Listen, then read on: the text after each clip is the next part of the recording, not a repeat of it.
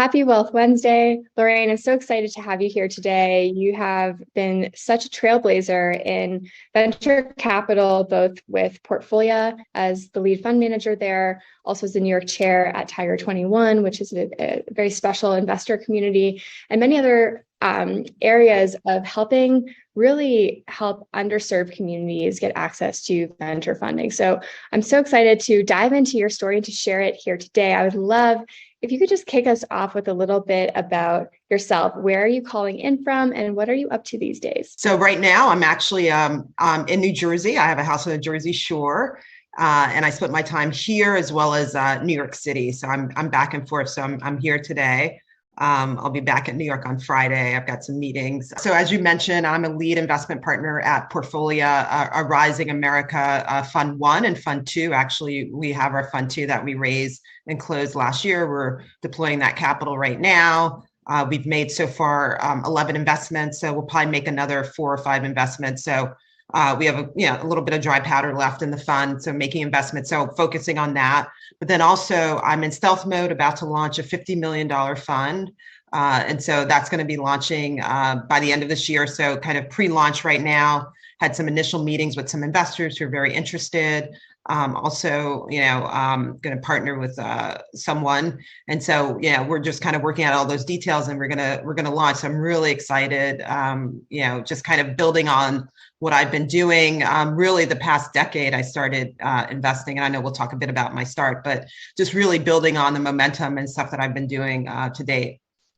That is such exciting news, and me just kind of finding that out too here live in this call, which is so great. So I can't wait to dive into the thesis there and just how it's building on your incredible history. So one of the first questions I ask everyone, because especially for people who are now experienced investors, it's nice to hear where you got your start. Do you remember what your first ever investment was, whether it was in the traditional world, and who got you started? If you're talking about VC, was about 10 years ago. I made my first investment in a company called Cisse. It was basically a consumer packaged goods company making organic baking goods, so non-GMO, organic. Brownie mixes, hot cocoa, baking mixes. When we made the investment, the company was already in Whole Foods and was growing. By the time it unwound actually, but it was in about 4,000 stores, from Kruger's to Costco, Whole Foods. And so that was my very first investment. Really exciting. Actually got my start because I went through a program called Pipeline Angels. Not sure if you've heard of it, but basically a training program to get more women and femmes to invest, to get into angel investing, with the hopes that if we have more women-led companies get funding. And so I was a second class to graduate. Now Pipeline has over, I believe, 500 alumni who've gone through and are doing some really great things, started funds, writing books about their investment journey. So I was class number 2. I had a great cohort of 10 other women. Do you remember what little Lorraine, what your first maybe even stock or other investment was? Well, my parents set me up with a savings account when I was really young. I was 7 years old. Yeah, I remember I would get an allowance. I would put money in. I think my first stock was actually IBM. My dad worked for IBM at the time. I believe he made an investment on my behalf, in IBM stock. But that was wow, so long ago. But I think that was my first public equity that I ever owned. And then I started investing, when I got out of college, I was making investments. I had an employer 401k, but then I started investing online. Actually, kind of fun fact, I invested in Netflix when it first publicly traded.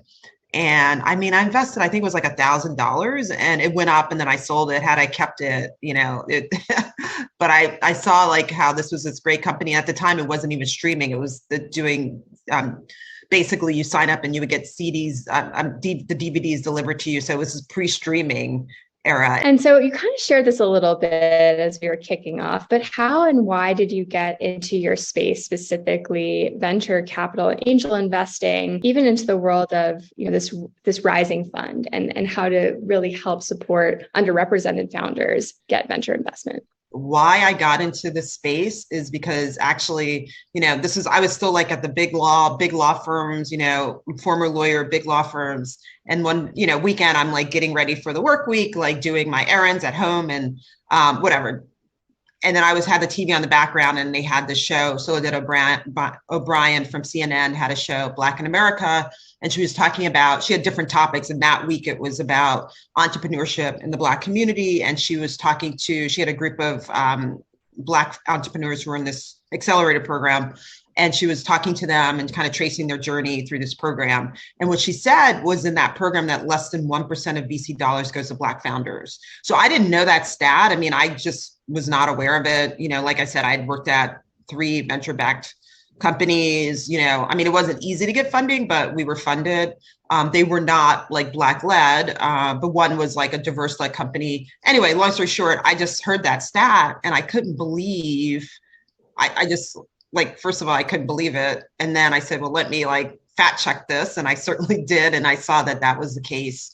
And at that moment, I said, I want to change that. So literally 3 weeks later, there was a newsletter called Daily Worth. I don't know if you remember that or heard of it. Okay, so Daily Worth was a newsletter for women about financial matters, came out every day. And one day it hit my inbox. I opened it up, and in that was Natalia, the founder of Pipeline Angels.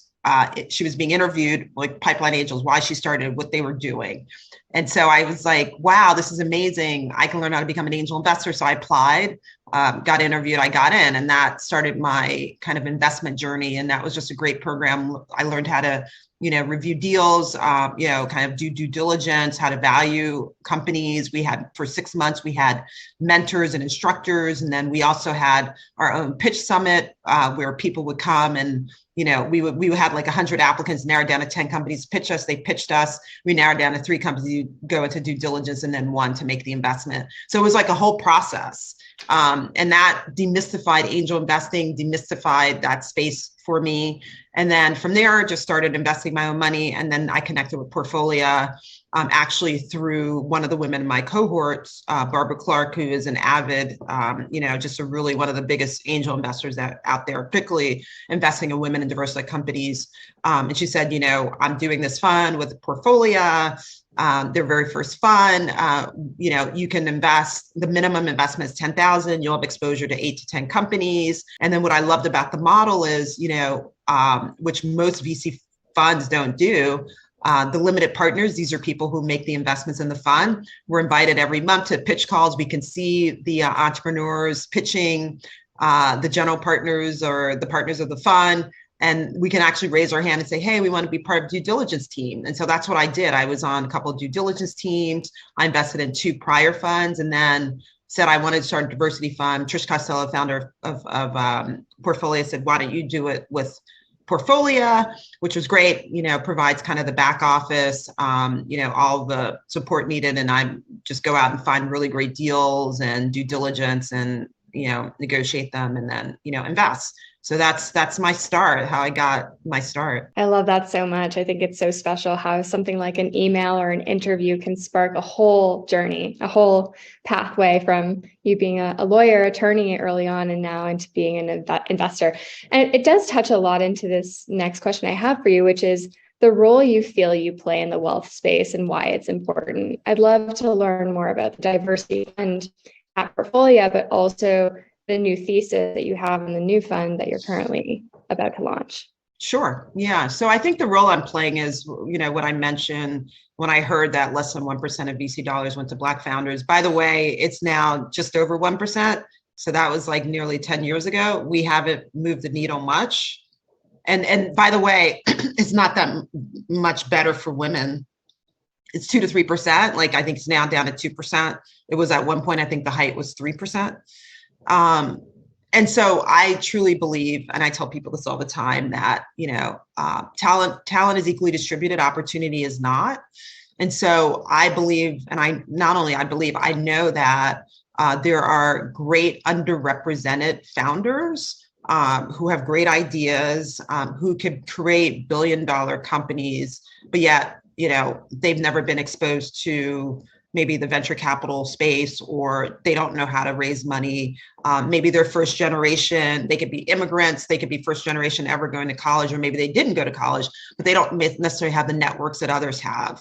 And so I'm on a mission, now in terms of like, hopefully for the rest of my life, is focusing on getting capital to those entrepreneurs who, typically are overlooked, who aren't given capital. And again, it's not, some people say you're doing impact investing. I guess it's impact investing, but it's also for return. There seems to be this misconception that if you're investing in Black and brown founders or women, you're also, as a result, you're compromising returns. And I'm very clear, I'm a venture capitalist. And so when we're doing due diligence, when I look at a company to invest in, the question is, will this company do well? Will they have an exit? Will they have a return? And that's, certainly what I look at, as well as what's the impact and what they're doing.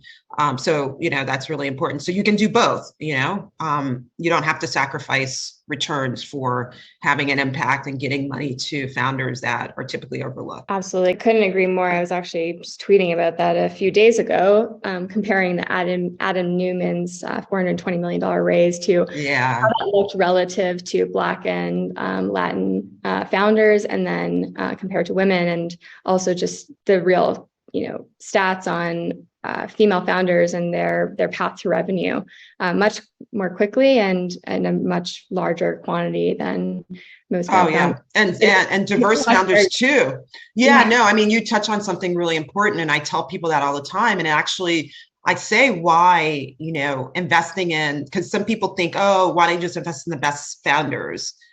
And someone has actually said that to me, and I said, well, I am. Because actually women, diverse founders, if you look at them, endless studies have shown that they outperform teams that are homogeneous. Because, the thing is, they don't get as much funding. They have to be capital efficient. They have to reach profitability or revenues quicker. They don't have the luxury. They don't have the runway, the luxury of like an Adam Newman, who can, granted, the company went public, but, look at all the money he got, but they don't have the second chances. And so they have to, when they get capital, they have to be incredibly capital efficient. And so to me, those are the best performing entrepreneurs.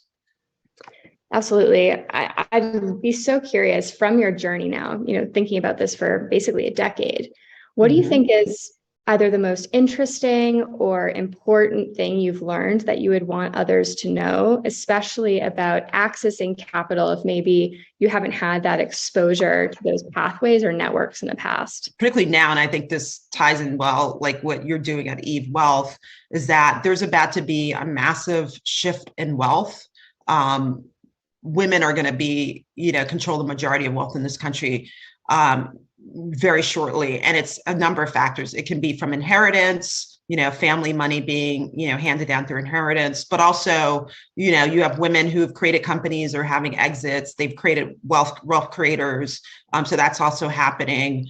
I think that's going to be an opportunity. Only 0.5%, so not even 1% of women who are accredited investors invest in angel investing or early stage companies, versus men. 30% of men who are accredited investors are invested in this asset class. And so if we want to make an impact in terms of, if we want more women-led companies get invested in, more diverse-led companies, I feel like women are the ones who will be the leaders in that.